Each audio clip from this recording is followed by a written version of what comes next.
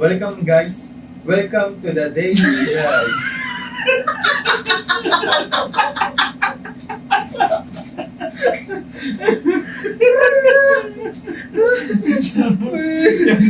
Cut. Okay, good yun. Good na.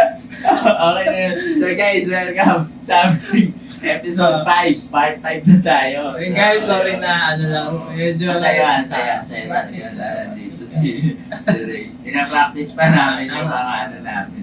So yun guys, welcome.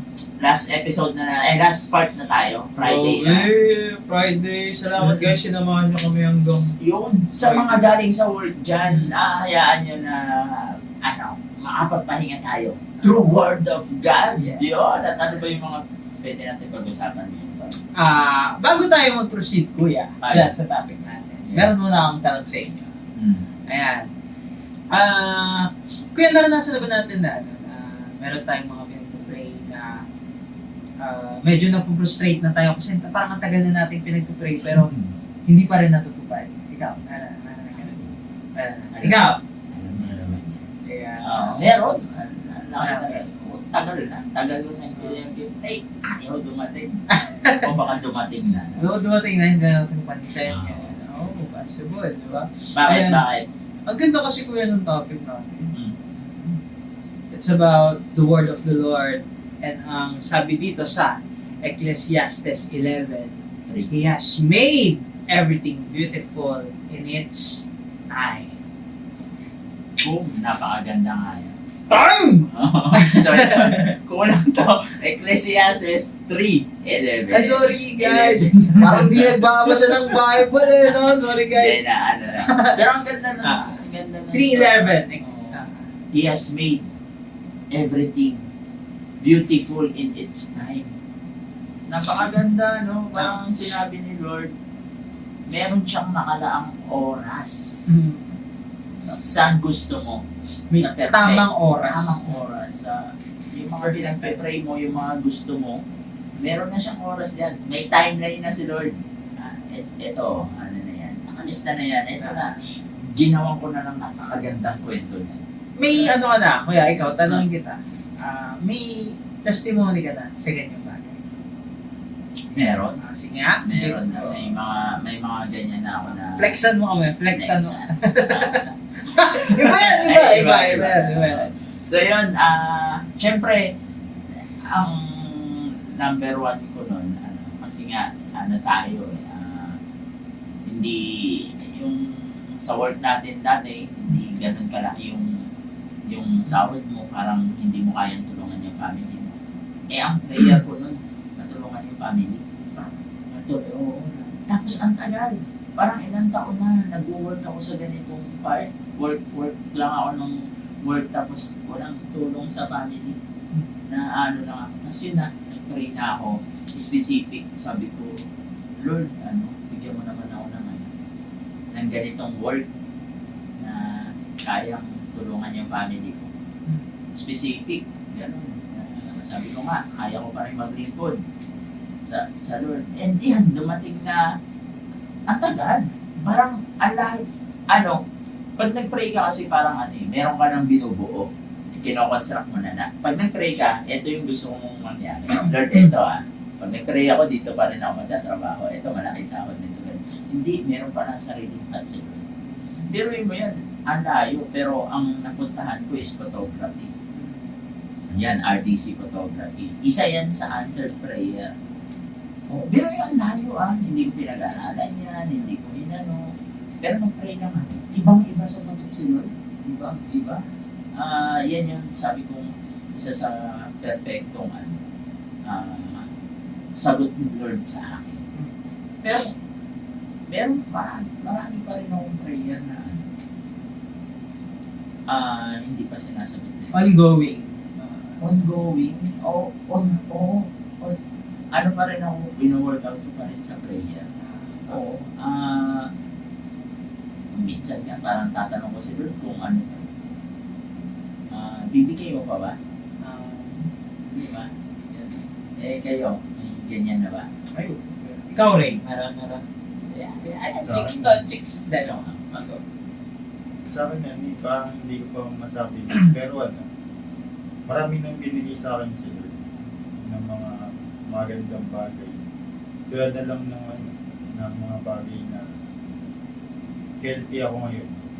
Kasi dumating sa punto ng buhay ko na, ano, na napakagulo. Yung tipong dumating kasi sa punto ng buhay ko na, ano, yung halos kamatay ko. Siyempre dahil nandiyan si Lord na bago. Kasi kwento ko na lang din sa hindi pa nakakaalam. Nagkasakit kasi ako dati sa baga. As in talagang ano, talagang hindi kung maglalakad ka lang papuntang bahay lang yun maglalakad ka lang. Parang ano, hingal na hingal ka na, hindi ka pa tumatakbo nung naglalakad ka lang. Siyempre dahil nga mabisyo kang tao, lahat na-try mo na. Pero hindi ka naging masaya sa mga bagay na yun. Parang naisip ko nun nung ikalas ikamatay ko na, parang akala ko nun yun na yung huling hininga ko nung araw na yun. Talagang hirap ako huminga. Tapos parang inisip ko sa sarili ko na, Lord, kapag pinagaling mo ako, kapag gumaling ako, babalik ako sa'yo. Yung parang dumating sa time na talagang unti-unti akong gumaling. Kasi nakitaan talaga sa resulta nun, nagpa-x-ray ako, 2 baga ako may tama. At yung isa din mas malala. Tapos parang, syempre dahil nga kilala mo na si Lord, ang ganda ng plano niya, as in, napakaganda. Din kanya unti-unting binago sa bisyo, sa mga bagay na hindi naman dapat kinakain ng katawan natin o yung napapasok sa katawan natin, tsaka yung mga kasalanan. Parang lahat nun nawala. Kasi nga, ang ganda ng plano ng Lord na mabago din tayo. Yung mga ganang part kasi hindi para sa katawan natin yung mga bagay na yun. Pero dahil tinanggal ng Lord, lahat na yun nawala. At hanggang ngayon, nakita nyo naman, boy ako. Talagang mas lumaki pa. Talagang pag nakita nyo yung dating mukha ko talaga, sobrang payat eh. Ngayon, So, papakita namin. Ito siya. I-edit natin lalabas ko yung mukha mo. alive and kicking. So, yan ang sagot ni Lord sa'yo. Kasi siguro yung binigyan ako ng ano, ng magandang kalusugan ngayon. So, yun lang yung may flex ko ngayon. Oo, kasi yung mga ongoing pa yan eh. Ikaw, Tol. Yun yung dugtungan ko lang. Ang ganda kasi kaya nung sinasabi niya rin, na hindi lahat ng blessings ng Lord is nasa ano, kung minsan nakala natin palagi lang yung parang big one time, big time, ganun. Hindi. May mga taong palaging masaya, magaan kasama. Kasi ang sekreto nila, even yung smallest blessings na meron sila, binibilang nila. And na-appreciate nila. Ay, napakaganda ng health niya eh. Oo, yun. Aanin mo yung iba niyan kung hindi naman maganda yung health. Totoo. Kaya lahat tayo talaga, napakarami. Yung sinasabi mo kayo na sinagot na hindi lang natin napapansin. Kung minsan kasi, hindi lang tayo marunong tumingin, mag-appreciate kung ano na yung mga meron tayo. Yung mga dating pinapana, eto yung maganda doon, kuya.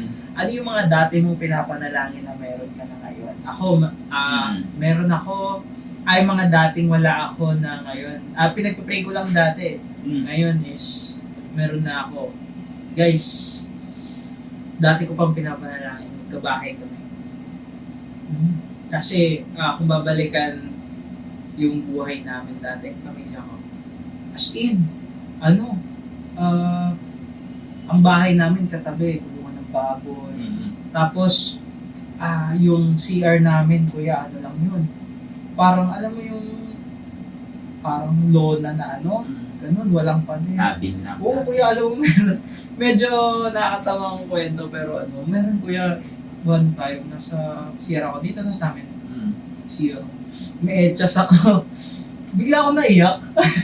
Naiyak ako. Kasi naalala ko yung na-appreciate ko yung bahay na meron kami.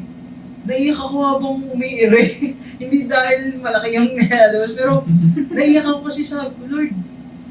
Dati, yung etchas ko, the plastic, sabay tapon ng gano'n.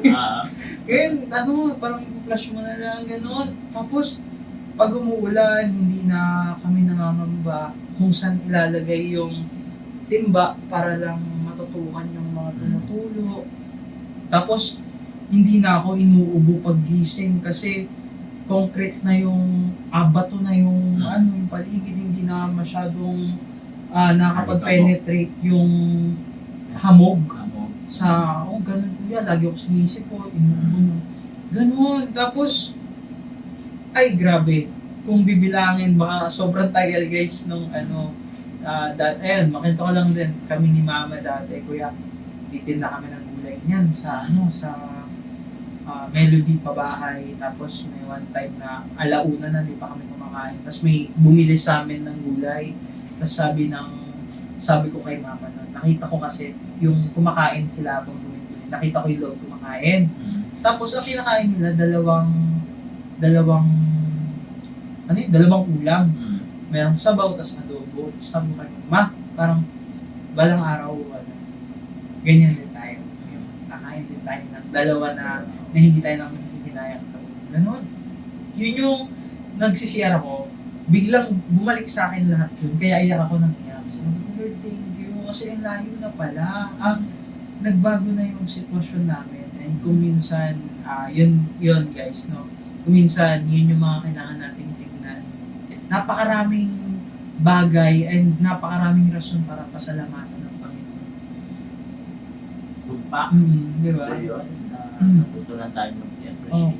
Hindi natin alam yung timing ng Lord andun na. Hindi lang natin pinapansin kasi nga akala natin maliit na bagay lang. Pero try nating balikan yung mga dati nating yung pinapanalangin, yung dati nating sitwasyon, kung paano tayo tinanggal ng Lord doon and dinala tayo sa beautiful moment na meron tayo ngayon. Yun, at alam ko dyan sa mga nanonood, meron pa rin kayong mga hinihiling, meron kayong pinaniniwalaan, meron kayong pinapanalangin na hindi pa dumadating. Yun, isulat nyo itong verse na to, Ecclesiastes 3:11. Sa tamang panahon ng Lord, ibibigay sa inyo yan. Kasi bilang tao, ang dami pa nating gusto sa buhay. Mapapangarapin tayo eh. Dreamer ba? Gusto natin yung ganito. Ano yan? Hindi ibibigay sa atin ng Lord pag hindi pa tayo handa. Ayun. Ang ganda. Kaya ibinigay sa inyo, sa atin yung yun, at alam niyang kaya mo nang i-handle eh. Hindi ka kunyari ganito na yan. Merong isang taong mayaman, pag binigyan ka ng 1 milyon, tapos wala kang kakayanan, ubos yan. Ubos yung milyon na yan, baka pinansiguro mo ganito. Ganon din si Lord sa atin. Hindi ka bibigyan ng gusto mo kung alam niyang hindi mo kayang i-handle. Kung sisirain ka ng bagay. Oo, totoo. So, kung meron tayong mga pinapanalangin, guys, bibigay ni Lord yan, pagkatiwalaan mo lang siya. At pag binigay niya na yan sa'yo, ma-appreciate mo yan, kaya mo yan i-handle. Yung mga feeling mo, binigay sa'yo ni Lord na nawala, ibig sabihin yun, hindi pa yun yung perfect time. Kasi baka meron dyan dumating na hawak mo na, pero nawala. Hindi pa yan yung perfect time ng Lord. Baka tinuruan ka lang kung paano i-mag-handle. Di ba, may mga ganyan tayo? So, ibig sabihin kuya pala, kung minsan, yung hinihingi natin, naka-red, eto na. Ang tinitignan ni Lord, parang sabi ni Lord, eto ready na yung bibigay ko, ikaw ready ka ba? Parang gano'n. So, ibig sabihin pala kuya, hindi lang tayo basta naghihintay. Habang naghihintay tayo, may ginagawa tayo. Improving, doon din pala papasok yung may ginagawa tayo para mag-improve, mature. Okay. Tama yun. Kunyari ganito, pinagpipray mo yung about sa bahay nyo, about sa may ginagawa ka, nag-work ka. Yun. Oo. Faith without action is dead. Di ba? So, hindi pwedeng pray ka lang ng pray, may pinananampalataya ka, pero wala kang ginagawa. Pray ka ng bahay, nag-addict ka. Titira ka sa waiting shed, may bahay ka dun. So, may ginagawa, si Ray, sa health niya. Di ba? Kung meron kasi tayong mga prayer na hindi na nasasabi ng ating mga bibig, pero alam ng ating puso. Gaya kay Ray, hindi, for sure, hindi niya talaga minsan nasabi na, ito yung gusto ko, Lord, ganito, ganyan. Pero ramdam niya na pag tumaling ako, yan, may ginawa siya. Diba? Ganun din sa atin. Kanyari, may binigay sa'yo. Ito, example, may binigay na sa'yo si Lord. Inabot na sa'yo. yung taong gusto mo. Yun. Eh, nawala. Akala ko, Lord, ito na. Akala mo lang yun. Oo. Meron kasi mga part na akala mo, yun na yung bigay ni Lord. Pero hindi. May mas the best pa. May mas beautiful pa. And siguro magtatanong sila, bakit kailangan ko pang maranasan broken? Para, ba't di na lang ibigay agad ni Lord? Diba? Kung minsan kasi, guys, kailangan pagdaanan natin yung mga brokenness na yan or yung mga maling tao na yan. Bago dumating sa beautiful time. Kasi, nire-ready tayo ng Lord, di ba? Kailangan may matutunan tayo dun sa failed relationship na yun. Siyempre, naranasan mo yun kasi may tinuturo si Lord. May kailangan tayong... So, kung kung ang nangyari sa'yo na broken ka, tapos wala ka natutunan, possible, maulit. Di ba? Lalagay ka ulit ni Lord sa sitwasyon. Doon ka pa din sa ano na yun. So, make sure na kapag dumaan tayo sa problema or sa brokenness or sa pagbagsak, kailangan ang palagi nating hanapin kung ano yung mapupulot natin doon sa bagay na yun. Ay, or sa pangyayari na yun. Tumpak. So, yun. Kung may part na, na, yun nga, nasa atin na. Tapos, kunyari, ganito, pinag-pray mo. Lord, eto, gusto ko ganito, ganyan. May niligawan ka. Binasted ka. Diba? Parang, akala ko ba, Lord, ganito, ganyan. Akala ko ba, siya na. Ganito. Akala ko, pinag-pray ko, eto yung ganito, ganito. Baka ibang Lord yung kausap. Lagi nyo nang tingnan, guys, hindi ka bibigyan talaga ni Lord ng isang bagay, tao, sitwasyon na hindi mo kayang i-handle. May favorite verse ko, 1 Corinthians 10:13. Hindi ka pa itulutan ng Lord ng problema na nagpas ang kakayanan mo. Laging may sitwasyon na mahirap, pero alam ni Lord na kakayanin. Bibigyan ka ni Lord ng lakas. Ganun. Kaya sa mga ganyan, meron tayong mga pinag-pray na hindi pa dumadating. Keep on praying hanggang di dumadating. Pag-pray mo, yun ang pinakamalaga. Dadating din yan, part na yan. At masasabi mo na, ang gusto din kasi ni Lord, pag binigyan ka ng pinag-pray mo, matataas siya. Hindi niya ibibigay sa'yo kung alam niya hindi mo matataas eh. Yung yayabang ka lang. May nagsabi nga sa akin, kuya, na hindi ko matandaan kung sino. Pero may nagsabi sa akin na yung pagitan daw ng will ng Lord at will mo is parang gabo ka lang. Ikaw nagsabi sa akin kaya ng time na nagla-life grouping tayo. Yun, parang, isang maling desisyon ko na hindi ka lawagan ng Lord, pwedeng mawala kung ano yung binigay niya sa akin. Ganon ka nipis. Grabe. So, napakahalaga guys na ipag-pray talaga natin, kumonsulta sa mga itinalaga ng Lord na mga leaders, yan, di ba? Napakahalaga nun. Ipag-pray, no? Matuto tayong makinig sa boses talaga ng Lord. Yung tunay na Lord, mga ibang Lord. Ayan lang. So, ikaw. So, ayun guys, pansin nyo medyo di ba dati, nung mga nakaraan, puro emotional yung natin, self-improvement, yan yung mga napapayo namin, na pag-uusapan natin. This time naman, ito yung unang sikreto talaga kung bakit namin nasasabi yung mga foundation, which is the Word of God, which is the Lord. Di namin kaya to kung wala yung tulong ni Lord. And dun din kami nag-come up na bakit di na natin i-involve si Lord. Ulit, no? Kung may mga viewers kami na nasanay sa ganun, pag-uusapan pa rin natin yun. Pero, kita nyo, ang sarap ng usapan namin kasama si Lord. Mas okay ito. Kasi, yan, nakakita yan eh. Diba? Totoo yan. Napatunayan na namin. Totoo yan. Pray kayo. Experience. Naliligawan, bahay at lupa, etchas na hindi na de-plastic. Hindi na de-plastic. De-flash na. Oo. Yung baga ni Ray na may tama. Tatlo na yung baga mo no? Tama? Ay, hindi. Kinagal eh. Bagang may tama.